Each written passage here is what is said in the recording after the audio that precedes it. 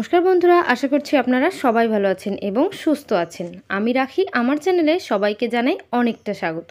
তো বন্ধুরা, প্রতিদিনের মতো আজও চলে এসেছি খুবই গুরুত্বপূর্ণ কিছু টিপস নিয়ে, যেটা আপনাদের সাংসারিক জীবনে অনেকটা কাজে আসতে পারে, অনেকটা সময় বাঁচাতে পারবেন, অনেকটা টাকা পয়সাও সাশ্রয় করতে পারবেন।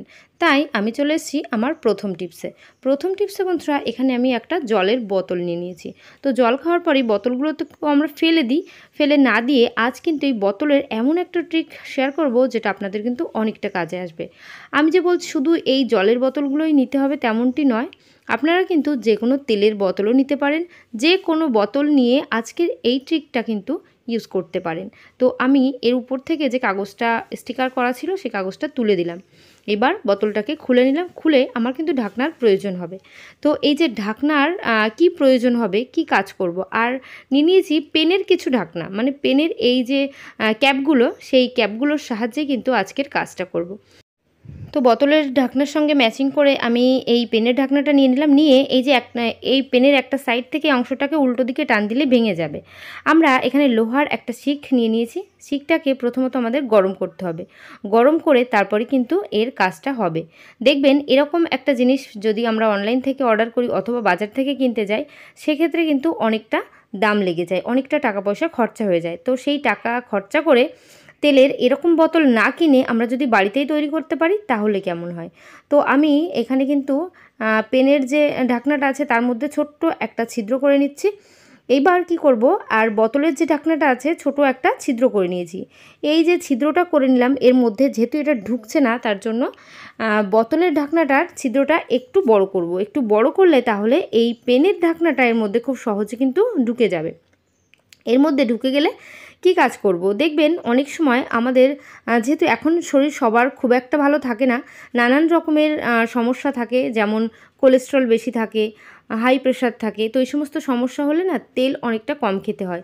তো তেল যখন অল্প খেতে হয় সেক্ষেত্রে আমরা এরকম একটা বোতল যদি তৈরি করে নিতে পারি পেনের ঢাকনার সাহায্যে, তাহলে কিন্তু আমাদের সমস্যার অনেকটা সমাধান হবে। মানে অল্প অল্প তেল আমরা রান্না করে খেতে পারবো। আমি এই বোতলের মধ্যে সামান্য একটু জল দিয়ে দেখিয়ে দিচ্ছি কিভাবে তেলের কাজটা করব। তো আমরা এইভাবে কিন্তু দেখতেই পাচ্ছেন বন্ধুরা, অল্প অল্প কিন্তু এখানে জল পড়ছে। তো এইভাবে যদি তেল আমরা ব্যবহার করি তাহলে আমাদের যতটুকু তেলের প্রয়োজন ঠিক ততটুকু তেলই এই ঢাকনা দিয়ে পড়বে। তো এইভাবে কিন্তু আমাদের শরীরটাও সুস্থ থাকবে, আবার বাইরে থেকে কেনার জন্য এরকম বোতল টাকা পয়সা খরচাও করতে হবে না। তো বন্ধুরা, আশা করছি আমার এই টিপসটা আপনাদের অনেকটা কাজে আসবে, অনেকটা ভালো লেগেছে। তো আমি চলে এলাম আমার পরবর্তী টিপসে বন্ধুরা, এই ধরনের যে পাটিয়ালি প্যান্টগুলো আমরা পরি, যে কোনো প্যান্টগুলোর মধ্যে না এরকম দড়ি থাকে। সেই দড়িগুলোর জন্য কিন্তু অনেকটা সমস্যা হয়। কিসের সমস্যা হয়? যখনই দেখবেন দড়িগুলো খুলে যায় সেই সময় না দড়িটাকে পরাতে গেলে অনেকটা প্রবলেম হয়। অনেক সময় কোলবালিশের মধ্যেও কিন্তু এরকম দড়ি পরাতে হয়। তো কভারে দড়ি পরাতে গেলেও অনেকটা প্রবলেম হয়। যেহেতু এটা অনেকটা সূক্ষ্ম কাজ, মানে ছোট ছোট কাজ, অনেকটা টাইম লাগে এই কাজটা করতে গেলে। আমাদের মাথায় যেটা সবার প্রথমে আসে সেটা হলো সেফটি পিন। যখনই এরকম পাজামার যে দড়িটা খুলে গেলে আমরা প্রথমে ভাবি সেফটি পিনের সাহায্যে দড়িটা ভরে নেব। তো বন্ধুরা, সেফটি পিনের সাহায্যে ভরলে কি হয়, যদি বড় সেফটি পিন পাই সেক্ষেত্রে আলাদা ব্যাপার, একটু সুবিধা হয়। আর যদি ছোট সেফটি পিন পাই তাহলে কিন্তু কাজটা একটু অল্প সময়ের মধ্যে হয় না, অনেকটা সময় লেগে যায়। আর সেফটি পিন ব্যবহার করলে অনেকটা বিপদও হতে পারে। আর আমরা কি করছি তার জন্য, সেফটি পিন ব্যবহার না করে মাথার যে ক্লিপগুলো, প্রত্যেকটা মেয়ের কাছে এই ধরনের ক্লিপ থাকে, সেই ক্লিপের সাহায্যেই কিন্তু আমরা প্যান্টের দড়িটা পরিয়ে নিতে পারবো অল্প সময়ের মধ্যে। তো বন্ধুরা, দেখবেন কথা বলার সঙ্গে সঙ্গে, মানে কথা বলতে বলতে কিন্তু আমার প্যান্টের দড়িটা পরানো হয়ে যাবে। এই জায়গায় যদি সেফটি পিন ভরা হতো, সেফটি পিনটা কোনোভাবে যদি খুলে যায় ভেতরে, সেক্ষেত্রে কিন্তু আঙুলের মধ্যে সেফটি পিনটা ঢুকে যাওয়ার একটা সম্ভাবনা থেকেই যায়। তখন কিন্তু অনেকটা বড় বিপদ হয়ে যায়। যেহেতু লোহা, সেফটি পিন হাতে ফোটা কিন্তু একেবারেই ঠিক না। তাই আমরা যদি মাথার ক্লিপ দিয়ে এই বড় একটা কাজ করে নিতে পারি তাহলে কেমন হয়। তো বন্ধুরা, এইভাবে যদি ক্লিপ আমাদের কাছ থেকে কখনো ফোরায় না, হারিয়ে যায় না, সেফটি পিন অনেক সময় থাকে না, ফুরিয়ে যায়, হারিয়ে যাচ্ছে, তখন আমাদের এরকম প্যান্টের মধ্যে দড়ি পরানোর সময় প্রবলেম হতেই পারে। তাই বন্ধুরা বলছি, এই ধরনের মাথার যে ক্লিপগুলো, ব্ল্যাক কালার যে ক্লিপগুলো, ক্লিপের সাহায্যে যদি আমরা দড়ি ভরে নিতে পারি তাহলে দেখবেন আমাদের অনেকটা সময় তো কমই লাগছে, আর অনেকটা কাজ আমাদের সহজ হয়ে যাচ্ছে। এইভাবে দড়িটা আমরা ভেতরে টেনে নিলাম। টেনে ক্লিপটাকে বের করে নেব। বের করে কিন্তু দেখতেই পাচ্ছেন বন্ধুরা, অল্প সময়ের মধ্যে আমার কিন্তু দড়িটা পরানো হয়ে গেছে। তো আশা করছি আমার এই টিপসটাও আপনাদের অনেকটা কাজে আসবে। তো বন্ধুরা দেখতেই পাচ্ছেন যে দড়িটা আমার পরানো হয়ে গেছে। এবার এর নিয়ে কিন্তু আর কোনো সমস্যা হবে না। তো আমার টিপসটা যদি আপনাদের খুব ভালো লাগে, বন্ধুদের সবার সঙ্গে এবং পরিবারের সবার সঙ্গে শেয়ার করতে কিন্তু একদমই ভুলবেন না। তো আমি চলে এসেছি আমার পরবর্তী টিপসে বন্ধুরা, এখানে আছে জলের বোতল। প্রতিদিন আমাদের কিন্তু জলের বোতলের ভীষণ প্রয়োজন, জল খেতে হয়, এই জন্য প্রত্যেক দিনের এই ব্যবহার হয় এই বোতলটা। তো এই ধরনের বোতল ছোট বাচ্চারা তো অবশ্যই ব্যবহার করে। ওরা না খেতে খেতে দেখবেন, যখনই ওরা মুখ লাগিয়ে খায়, খেতে খেতে জলের মধ্যে না অনেক সময় ওদের মুখের থেকে অনেক কিছু ভাত কুচি সব চলে আসে। এইভাবে এঁঠোকাটার মধ্যে আস্তে আস্তে বোতলের ভেতরটা না একটা নালা নালা পদার্থ তৈরি হয়। অনেক সময় সবুজ সবুজ মতো একটু লাল লাল থাকে। সেগুলোকে মাঝে মধ্যে পরিষ্কার যদি না করি তাহলে কিন্তু বাচ্চাদের হেলথের পক্ষে অনেকটা ক্ষতি। শুধু যে বাচ্চা তেমনটি নয়, আমাদের বড়দের ক্ষেত্রেও। তাই কিভাবে পরিষ্কার করে নেব, এখানে একটা খুন্তি নিয়ে নিয়েছি আর একটা পাতলা করে একটা কাপড়ের টুকরো নিয়ে নিয়েছি। কাপড়টাকে খুন্তির পেছনে এইভাবে ঘুরিয়ে ঘুরিয়ে আটকে নিচ্ছি। এইভাবে ঘুরিয়ে নেব। তারপর কিন্তু একটা রাবার নিয়ে নেব, রাবারের সাহায্যে এখানটায় আটকে দেব। আটকে কি হবে, এই যে যেহেতু খুন্তির ডাটিটা অনেকটা লম্বা, এজন্য বোতলের নিচে পর্যন্ত কিন্তু খুব সহজেই চলে যাবে। কারণ বোতলের সাইডটা আমরা পরিষ্কার করলেও দেখবেন অনেকেই কিন্তু চামচের সাহায্যে এই কাজটা করে থাকে। সেক্ষেত্রে চামচ যেহেতু খুব লম্বা না, তার জন্য এই বোতলের দেওয়ালটা পরিষ্কার হয়, মানে ভেতরের সাইডটা পরিষ্কার হয়। কিন্তু বোতলের যে নিচের দিকে কালো কালো হয়ে যায়, আস্তরণ পড়তে পড়তে নোংরা পড়ে যায়, তো সেই জায়গাটা কিন্তু পরিষ্কার হয় না। তাই আমরা এইভাবে খুন্তির মাথায় একটু কাপড় পরিয়ে আমরা যদি এইভাবে মুছে নিতে পারি ভেতরটা, তাহলে দেখবেন কোনো নালা পদার্থ থাকবে না, কোনো সমস্যা থাকবে না, কোনো নোংরা থাকবে না। আর মাঝে মধ্যে এইভাবে যদি পরিষ্কার করে নিই, বোতল থেকে বাজে কোনো দুর্গন্ধও কিন্তু আসবে না। আর এই বোতলে বাচ্চারা কিন্তু খুব সহজে জল খেতে চাইবে। এবার আমরা কি করব, ভেতরের দিকটা ডলে নিয়েছি। ডলার পর একটু প্লেন জলের মধ্যে দিয়ে দেব। প্লেন জল অথবা একটু উষ্ণ জলও দিতে পারেন। উষ্ণ গরম জল যদি দেন, সেক্ষেত্রে এর ভেতরে কোনো জীবাণুও থাকবে না, কোনো নোংরা থাকবে না, একেবারের জন্য পরিষ্কার হয়ে যাবে। এবার জলটা ফেলে এটাকে ভালো জল ভরলেই একেবারে বোতলটা জল খাওয়ার জন্য উপযোগী। আশা করছি এই টিপসটা অনেকটা ভালো লেগেছে। চলে এলাম পরবর্তী টিপসে বন্ধুরা, এখানে আছে একটা মানি প্লান্ট। তো আমরা কি করি, অনেকেই না বোতলের মধ্যে অথবা এইভাবে গ্লাসের মধ্যে মানি প্লান্ট রাখি। অনেকে দেখবেন বোতলের মধ্যে এইভাবে মানি প্ল্যান্ট রেখে জানলায় রেখে দেয়। সেক্ষেত্রে তাদের মানি প্ল্যান্টগুলো খুব একটা গ্রোথ কিন্তু হয় না। আমার এই মানি প্ল্যান্টের অনেকটাই গ্রোথ হয়েছে। তো কেন গ্রোথ হয়েছে সেটাও বলবো। দেখবেন অনেকেই বোতলের মধ্যে জল দিয়ে মানি প্ল্যান্ট রেখে দেয়। তাদের কি হয়, সেই বোতলের জলটা তারা কিন্তু কখনোই চেঞ্জ করে না, অনেকটা দিন বাদে বাদে চেঞ্জ করে। কিন্তু আমার এখানে যে মানি প্ল্যান্টটা আছে, আমি সপ্তাহে একবার করে এই জলটা চেঞ্জ করে দিই। বন্ধুরা, সপ্তাহে একটা বার জলটা চেঞ্জ করে দিলেই গাছের গ্রোথ কিন্তু খুব সহজে দেখতে পাবেন।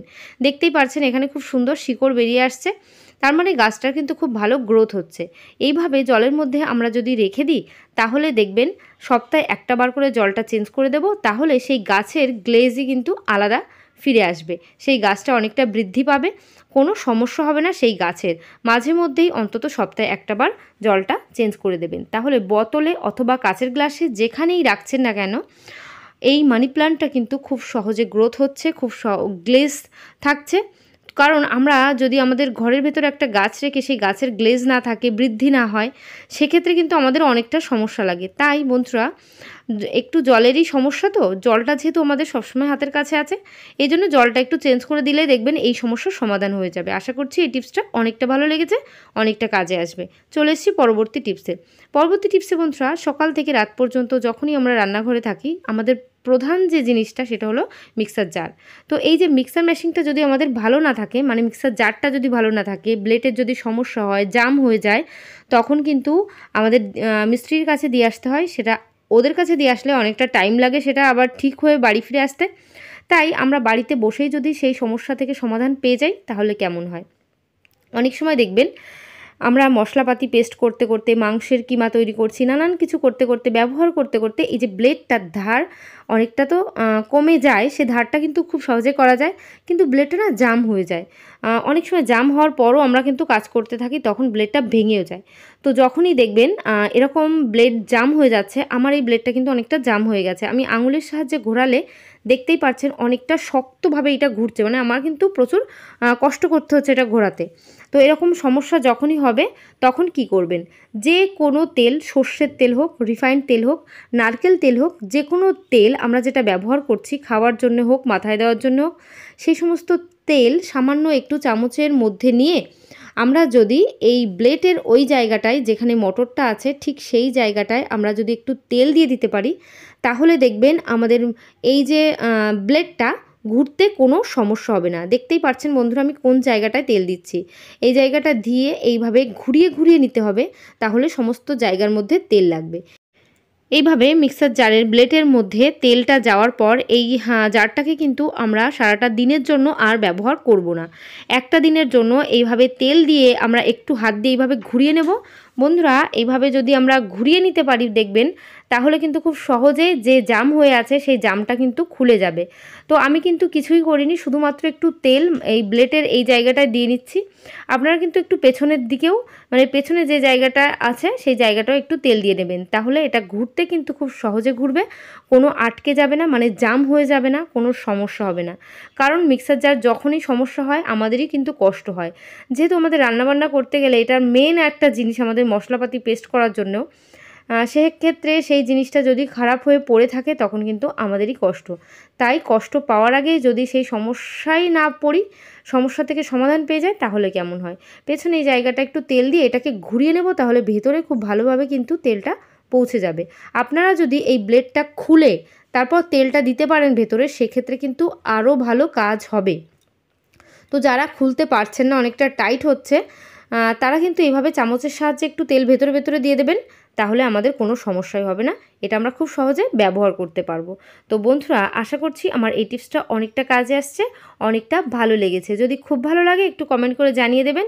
আর আমার চ্যানেলে যে সমস্ত নতুন বন্ধুরা আছেন অবশ্যই কিন্তু আমার চ্যানেলটিকে সাবস্ক্রাইব করবেন, অল নোটিফিকেশান অন করে দেবেন, তাহলে এই ধরনের ভিডিও সবার আগে আপনাদের কাছে পৌঁছে যাবে। তো আজকের ভিডিও এখানে শেষ করছি, সবাই ভালো থাকবেন, সুস্থ থাকবেন, বাই, টাটা।